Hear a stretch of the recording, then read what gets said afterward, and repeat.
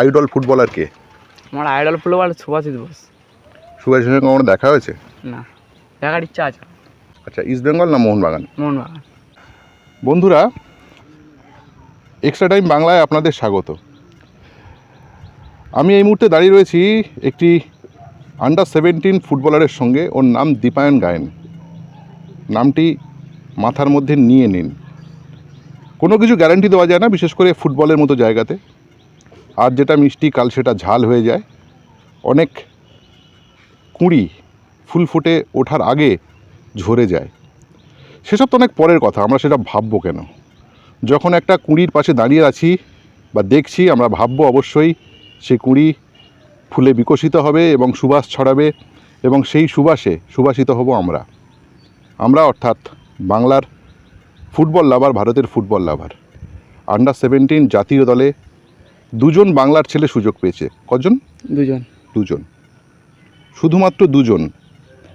Senior জাতীয় দলে সুভাষিসের চোট, আর কোনো বাঙালি নেই। আন্ডার-21 কোনো বাঙালি নেই। এই যে একজন আন্ডার-17 রয়েছে, তার পাশে দাঁড়িয়ে রয়েছি আমি।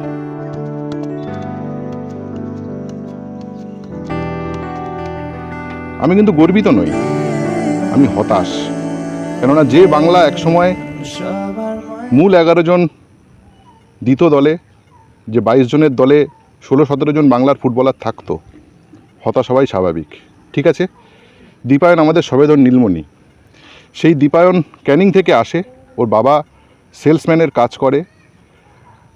ভবিষ্যৎ উজ্জ্বল, এটুকুই আমরা ভাবছি।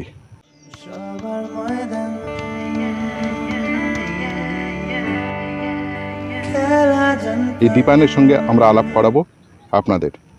আমরা রয়েছি বারুইপুর ক্যানিং রোডের ওপর ফুলতলা দুর্বার স্পোর্টস একাডেমিতে।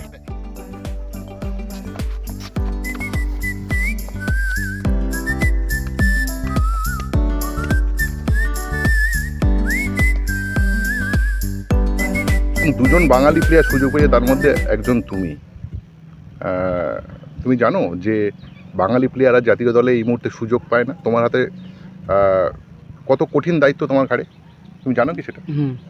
সেটা তুমি কীভাবে দেখছো?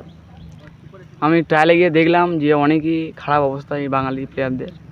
আরও ভালোভাবে প্র্যাকটিস করতে হবে সবাইকে, মন দিয়ে স্যারেদের কথা শুনে চলতে হবে, স্ট্রাগল করতে হবে নিজেকে। আচ্ছা, বাড়িতে তোমার বাবা কি করেন? বাবা সেলসম্যান। আচ্ছা, বলছি তোমার ক্যানিং থেকে এখানে আসো?